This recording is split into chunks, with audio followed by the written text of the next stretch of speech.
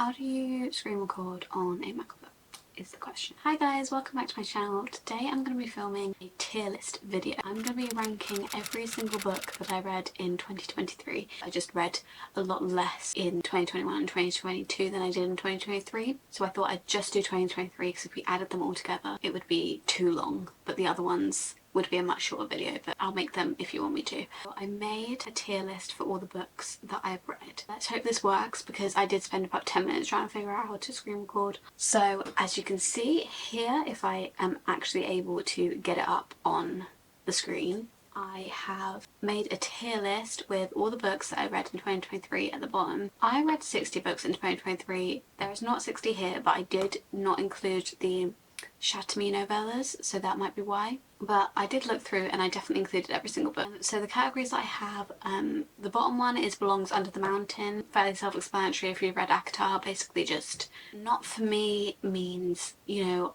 I didn't like it, but I can see if other people would have liked it. Actually forgot I read this, is pretty self-explanatory. Obviously I've just forgotten that I've read it. Don't hate / don't love. I liked it at the time, I haven't really thought about it since. My Happy Place, obviously inspired by Emily Henry, is just a book that I think of and I'm happy when I think of it because I loved it so much. And then I have Overwhelmed That You Exist, which is obviously a quote from Beat Read, my favourite book, and it's just like when I think of these books, that's why I love reading. So let's just get started. I've put them all in order of when I read them except Ghosted and Before We Were Strangers are the wrong way around, so I'll do Ghosted first. Ghosted was the first book I've read of 2023 and I'm not going to give, I keep going to give like explanations of the book, but that's not what this video is going to be, otherwise it's going to be 1,000 years long. Ghosted is a romance. It's quite heavy, so I would look up trigger warnings if you're going to read it, but I really remember enjoying this book. I'd need to reread it though to like fully remember, but I wouldn't put it in Don't Hate, Don't Love.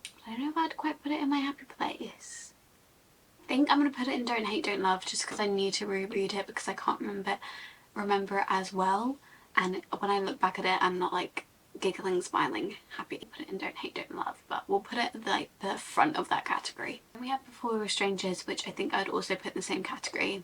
Again, it's a romance and I feel like I get this one and Ghosted confused, and I feel like it's kind of weird because they're not that similar, but I get them confused quite a lot, so I'm going to put them on in Don't Hate, Don't Love as well. I just can't remember too much about both of them, which is why they're not like my happy place, because when I think of them, like I remember enjoying them, but I don't really remember any of the aspects. We then have One True Loves by Taylor Jenkins Reid. Now again, I feel like I'm just putting them all in the same category, but I would put this one in Don't Hate, Don't Love. I do actually really remember this book. I think it's got a really interesting premise, and I do definitely remember like most things that happened in this book, but it's not like your average romance. Like I wouldn't even say it's quite a romance, and you know, when I look back at it I'm not like, oh that was an amazing book, but I do think that it was really well done and I do think that it was a good book, but I wouldn't say it's my happy place. I'm also going to put these in the categories. They're going to be in order from like the ones at the front of the categories, the ones that I liked the most in that category, to the ones that I disliked the most in that category. We then have Rock, Paper, Scissors. I love this book. This is my favourite thriller book all time. I'm going to put it in my happy place, not quite Overwhelmed That You Exist. I don't know, I don't really feel that way about adult thrillers. They don't ever make me feel that much towards them, but I do really enjoy them, and that one was really good. The twist got me, it had me gripped the whole way through. I could definitely reread it, which is how you know a thriller is good, when you already know the ending but you'd still want to reread it because you don't want to see like the clues and stuff. We then read The Roughest Draft. Not gonna lie, now I remember that I read it because I was making this tier list, and when I saw that on my Goodreads when I was like making this tier list, I was like, I read that? So yeah, I would say I actually forgot I read this. I remember people being like, it's like another beach read, but I think that raised my expectations for it too much, and I went into it and it's, you know, it's fun, it's a nice romance, but it's not bad by any means. It's just quite forgettable, I think, and it's not beach read. Don't let anyone tell you that it is. Then I read Funny You Should Ask. This was another one that I was like, I read that. Again, I really don't remember anything about this book. I think she was like interviewing him and he's a celebrity. Mostly I just read it because the cover is so cute, and I would honestly still buy the physical copy of it. Probably not one I remember very often. I think both of these ones I gave 3 stars. These two are 3 stars. These two are 5 stars, so you're like, why would they be in the don't hate, don't love category? I just don't remember enough about them and I need to reread them. And this one was a 4 star, I think, and this one was a 5 star. The Do-Over. I wouldn't say I forgot I read this. I do remember it. It's kind of like a Groundhog Day situation where she repeats the same day. Those aren't my favourite books, I think. Obviously, they are repetitive. I mean, you can't really make a book like that without it being repetitive, so you do go into it expecting it to be repetitive. But yeah, it's not my favourite trope in book, but I definitely didn't not like it, so I think I'd put it on the end of Don't Hate, Don't Love. I think I need to make another category between My Happy Place and Don't Hate, Don't Love, because I feel like 5 stars should not be on Don't Hate, Don't Love.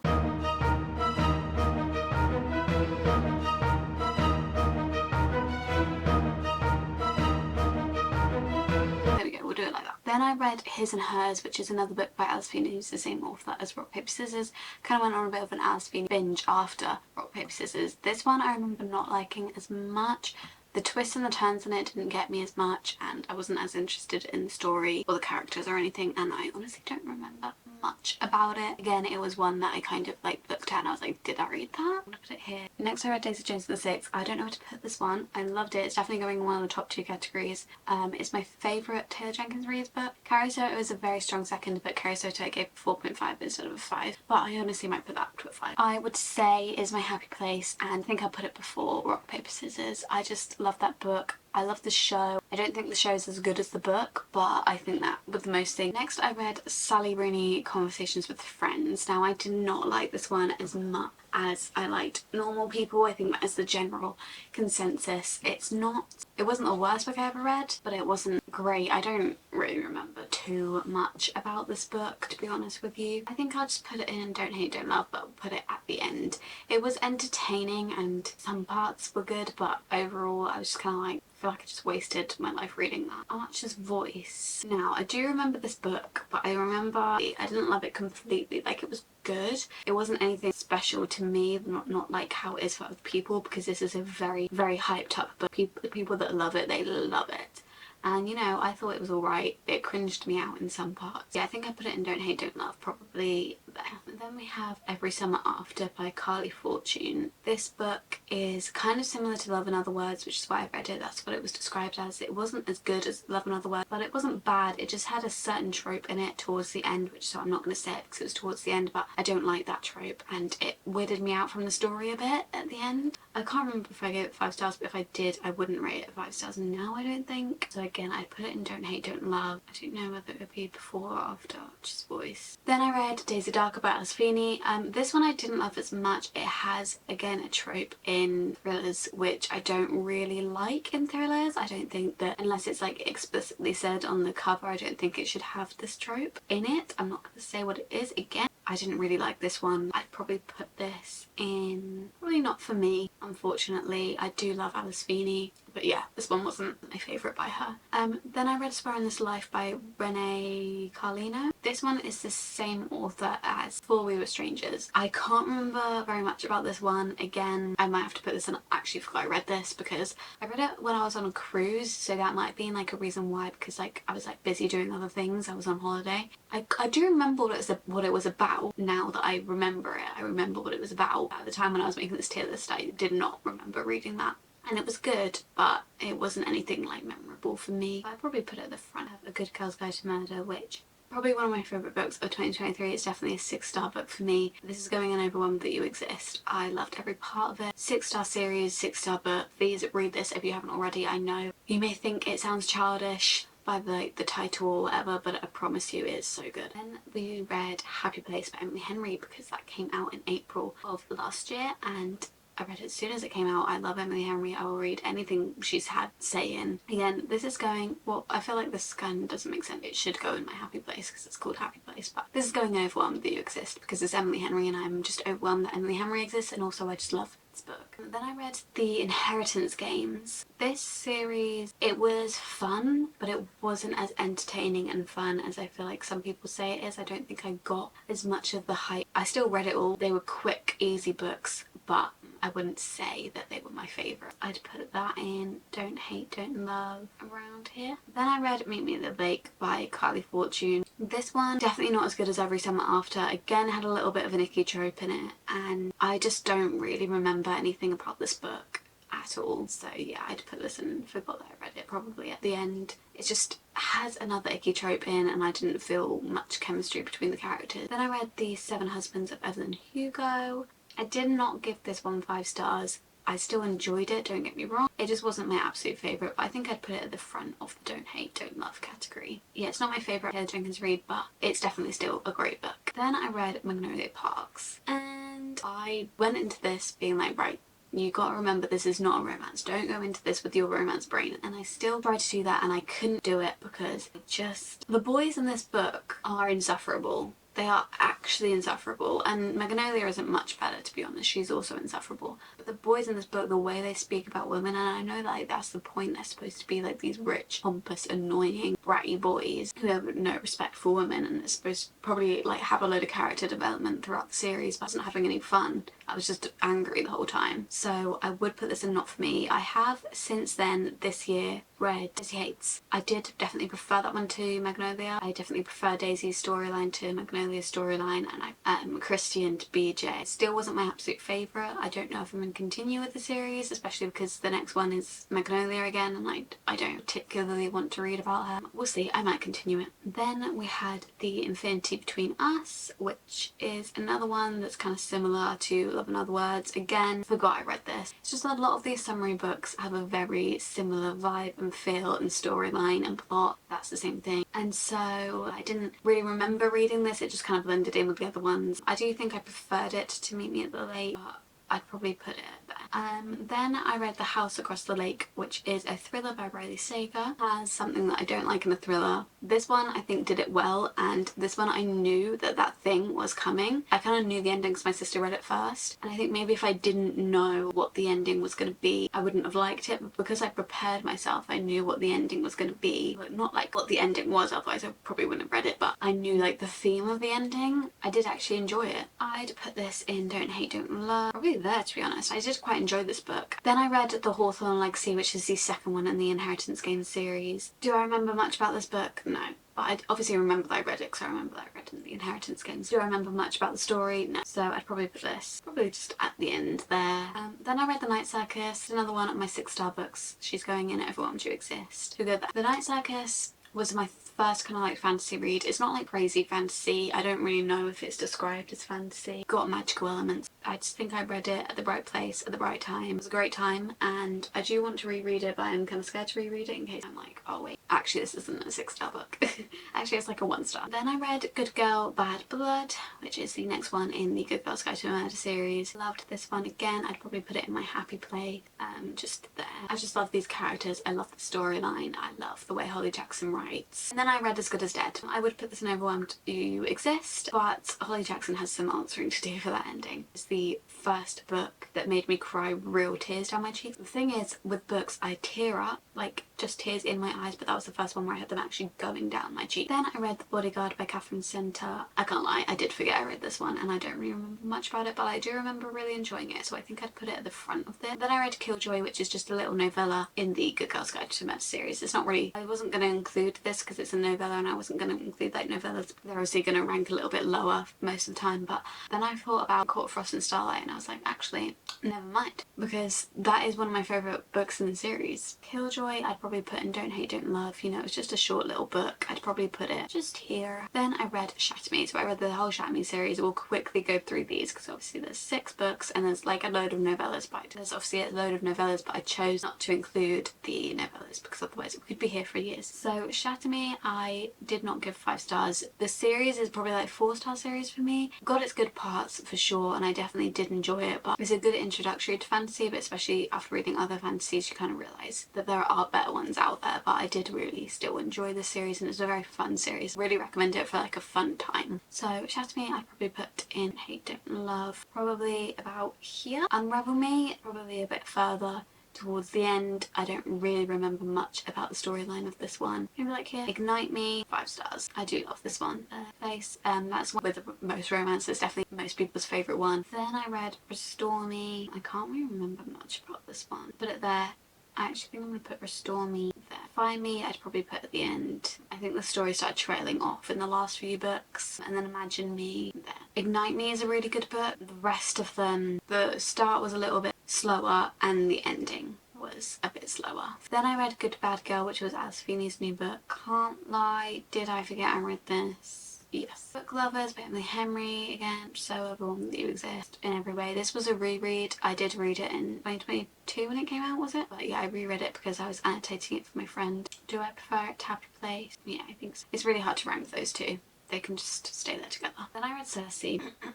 Moving on. Then I read Wuthering Heights. This one I read because when me and my boyfriend go on holidays, we sometimes swap books with each other. So he reads a lot more classics. I obviously read a lot more like modern books. So we usually like swap. I made him read Rock, Paper, Scissors last time and he made me read Wuthering Heights.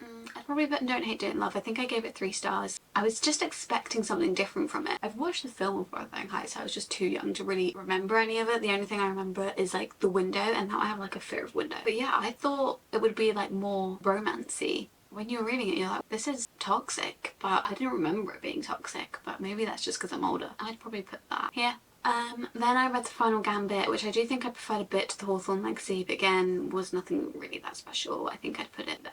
You and Me on Vacation, another Emily Henry book. It's probably my least favourite Emily Henry book, but it's still 5 stars and I still absolutely love it, and I'm still absolutely overwhelmed that any Emily Henry book exists because they're all amazing. Then I read The Housemaid. Moving on. Let me explain Circe and The Housemaid quickly. So Circe, I had very different expectations. I went into it expecting feminist literature. I didn't really see any of that. I don't want to like completely shit on anyone's favourite book, but these were my least favourite books of the year, and I'm just gonna be honest with you guys. The Housemaid, it was alright. I was thinking about like 3 star for it, and then I just got to the ending and I was like, this is honestly ridiculous. And I read So It's Back by Taylor Jenkins Reid. I think I am actually gonna have to up this to a 5 star because whenever I look at this book I'm like, I loved it. Here, next to Daisy Jones and the Six. Then I read The Wake Up Call by Beth O'Leary. I love Beth O'Leary's books, but this one is personally my least favourite of her books. I would probably put this in Don't Hate, Don't Love, probably at the end. I read Tomorrow and Tomorrow and Tomorrow. I really did like this one. I didn't quite give it 5 stars. I do remember really enjoying it. I am gonna have to up at the front. We should change this category to Don't Love As Much As Others, because I do still love some of these books. Then we read Fourth Wing. Again, another 6 star book. Where should this go? I think it has to go before. I'm so sorry. They are joined. If I could say they were joined, they'd be joined. Fourth Wing is just like a tiny speck of dust above. Then I read The Stars Sea. This one really upset me because the same author as The Night Circus. The Night Circus is a 6 star book. And I read this one and I just did not like it at all.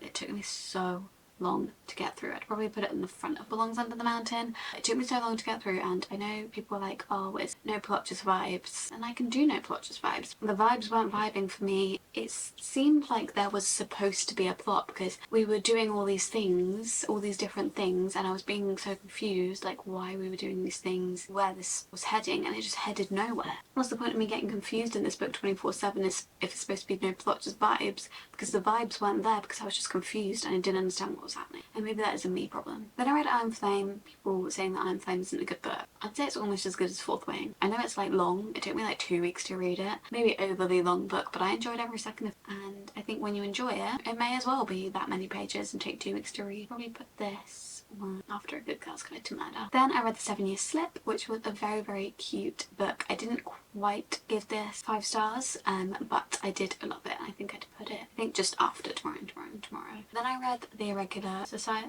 I can't remember the name, and I also forgot that I read it, so we will put that probably there. I think I listened to it as an audiobook. I completely forgot that I read it. I wasn't that into it. Then I read If We Were Villains. Was a bit of a stab in the dark for me because I don't really read dark academia, but I saw in Waterstones their like 5th anniversary illustrated edition. Got to have that, it's so pretty. I did get myself to read it and I did actually enjoy it. I think I gave it 4 stars. Maybe there. Then I read Five Survive by Holly Jackson, which is the same author as A Good Girl's Guide to Murder. It's just a standalone. The only other book other than As Good as Dead to make me have physical tears going down my cheeks. I don't know what it is about Holly Jackson's writing. Probably here. Then we read Howlers. I'm currently re-listening to this as an audiobook before Powerful comes out. Again, I love this book. It's gonna go in my happy place. It's gonna go here. Then I read A Court of Thorns and Roses, which is the first book in the ACOTAR series. I do think the ACOTAR series is a 5-star series, maybe even a 6-star series. However, Court of Thorns and Roses was a 4-star, so I would put this in Don't Love as Much as Others. Then I read Divine Rivals. It's in my happy place. I think it's probably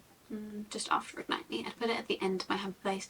It's a 5-star, I really enjoyed it, but it's at the lower end of a 5-star. I think it could have easily been a 4.5. And then the last book I read last year was A Court of Mist and Fury, which I think I gave 4 stars again, but I would honestly put it in my happy place just because I didn't know anything about this book before going into it. So at the time in chronological order I was reading it, it wasn't like my absolute favourite, but I think now if I went back and reread it, that would now be a 5-star. So I'm going to put that at the end here, because now knowing like where that story went, I think I would have enjoyed that book a lot more. So that is my finished ranking of every single book I read in 2023.